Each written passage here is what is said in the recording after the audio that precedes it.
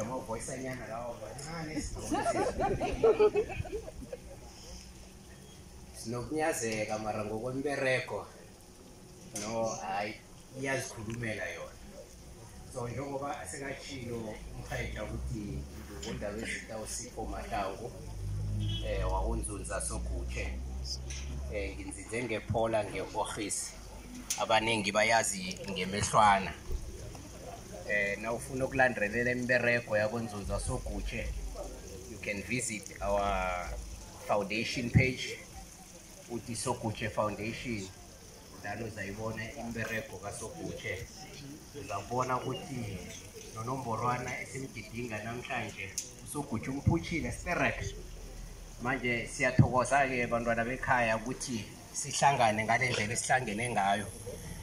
Unomborwana lo sithi ngithi it's a sign of unity. Ukhombisile ukuthi nasibumbene njengesitshaba samaNdebele ukuthi singakhamba sifike kuphi.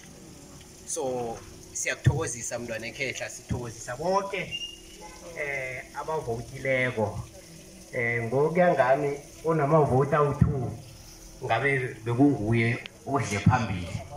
Adle phambili yabona azo-encourageka ukuthi nakusasa ngivote kakhulu, mhlambe bazangihlabela ikomo. Siyathokoza-ke bantwana benkosi, siyathokoza sitshaba sakaZimu. Asigidingeni unomborwana lo, sibe proud ngaye.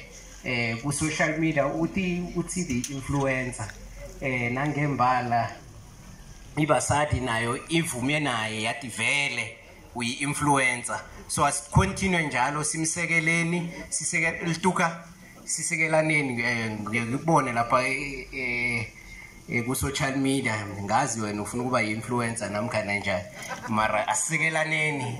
Into evelako yeNdebele noma ubona ngathi ayikuhlaleli kuhle, ayingene engazini zakho, mara uthi like yabona, nethi kancane uthi like. Yeah, siyathokoza maNdebele. Nangu nomanejara kaThidi siyamthokoza umntwana ekhehla.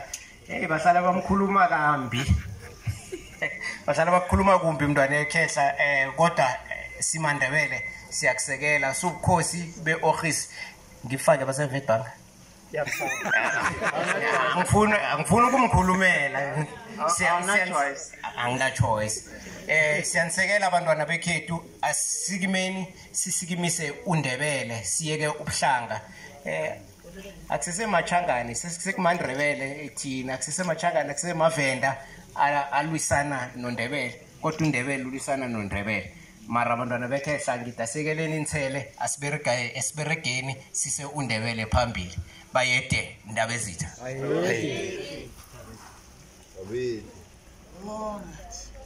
So Ndabezitha bayede labo ngibenkosini labo abasuka la abanye bethu mhlawumbe ababazi manje sike siyabona yiba abasiphethe abasijabelako le eParliament le.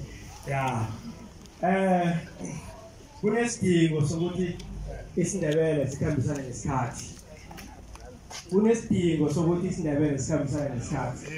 Amagama la akusinde wami. Yobaba uSikhosana obekade ayiprofessor ne-senior lecturer e-University of Pretoria, senior lecturer isiNdebele. So waba lo beyisoul rest in peace. Ulele adlala indima enkulu yokukhulisa isiNdebele.